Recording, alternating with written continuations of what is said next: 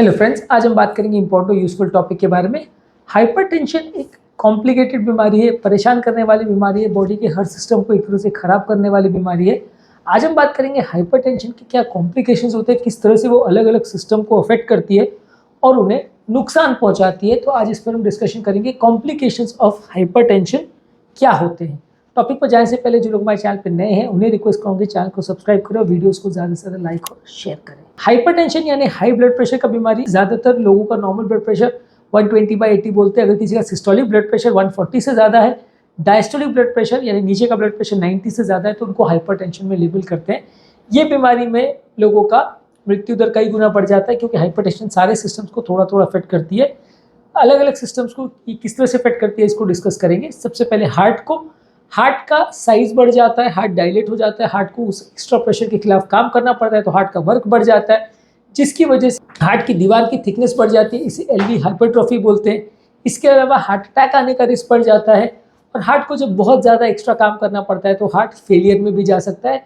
तो ये सारी तरह से हाइपरटेंशन की बीमारी जो है आपके हार्ट को अफेक्ट करती है। इसके अलावा वो अफेक्ट करती है ब्रेन को। ब्रेन में भी वो इसी तरह की चीज़ें करती है। ब्रेन में फंक्शनिंग कॉम्प्रोमाइज़ होती है, ब्रेन की नलियों का प्रेशर बढ़ जाता है, ब्रेन फेल होने लगता है, ब्रेन का कॉग्निटिव फंक्शन या मेमोरी फंक्शन डिक्लाइन होने लगता है, बार बार ब्रेन में लकवे के अटैक्स होने लगते हैं, और कभी कभार बहुत ज़्यादा अगर ब्रेन का प्रेशर बढ़ जाए तो ब्रेन की नलियाँ फट सकती है, जिसकी वजह से ब्रेन हेमरेज हो सकता है। तो हाइपरटेंशन लकवे का बहुत ज़्यादा इंपॉर्टेंट कारण है। इनफैक्ट कोलेस्ट्रॉल से भी ज़्यादा इंपॉर्टेंट कारण लकवों के लिए ब्लड प्रेशर को ज़्यादा माना जाता है। हालांकि हार्ट की बीमारियों के लिए कोलेस्ट्रॉल को ज़्यादा माना जाता है, ब्रेन की बीमारियों के लिए और लकवे के लिए ब्लड प्रेशर को उससे भी ज़्यादा इंपॉर्टेंट रिस्क फैक्टर माना जाता है।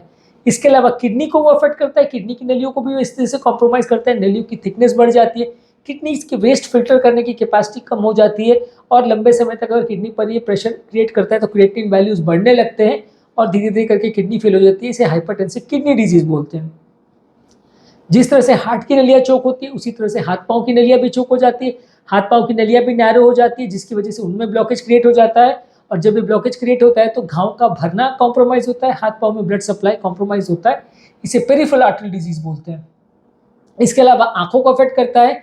आंखों के पीछे के पर्दे में जो हाइपरटेंशन रिलेटेड पर्दे में चेंजेस आने लगते हैं, इसकी वजह से विजन प्रॉपर नहीं होती है।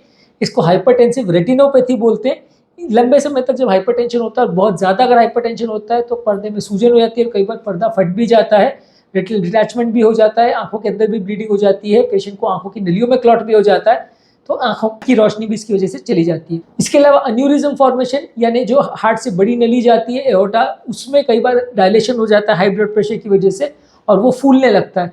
अन्यूरिज्म का बेसिकली मतलब ये है कि कोई भी बड़ी नली का कुछ पोर्शन अगर फूल जाए गुब्बारे जैसा, तो उसको अन्यूरिज्म बोलते हैं। जब वो नली के डायमीटर जो नॉर्मल होता है उसके 1.5 गुना अगर क्रॉस कर जाता है तो उसको अन्यूरिज्म की कैटेगरी में मानते हैं।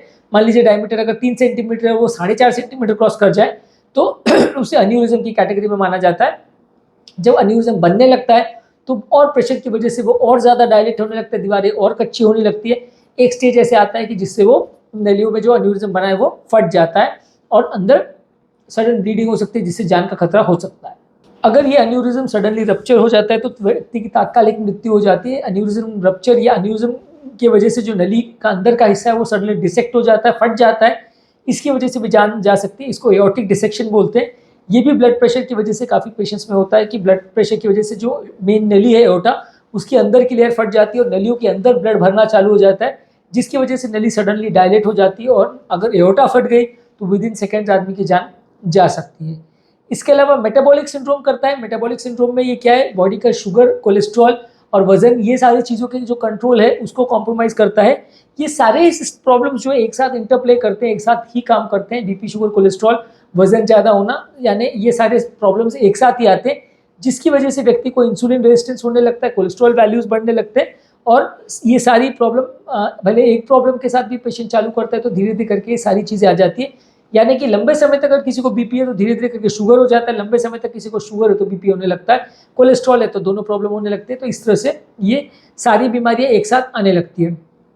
इसके अलावा ब्रेन को भी जो कॉग्निटिव फंक्शन है ब्रेन का, उसको भी डिक्लाइन करता है। लंबे समय में अल्जाइमर्स डिजीज और डिमेंशिया, ब्रेन के मल्टीपल सेगमेंट्स में छोटे छोटे लकवों की वजह से ब्रेन का मेमोरी फंक्शन भी कॉम्प्रोमाइज हो जाता है, जिसकी वजह से ब्रेन की सोचने समझने की शक्ति, याद करने की शक्ति भी कॉम्प्रोमाइज हो जाती है।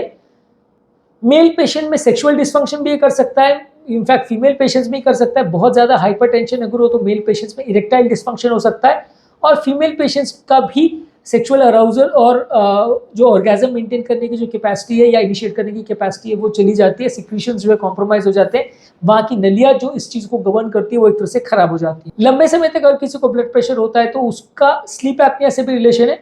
स्लीप एपनिया और हाइपरटेंशन इंटररिलेटेड बीमारी है। स्लीप एपनिया अगर ज़्यादा होगा तो हाइपरटेंशन बढ़ेगा, और हाइपरटेंशन बढ़ेगा तो एक तरह से स्लीप एपनिया के चांसेस को बढ़ा देगा।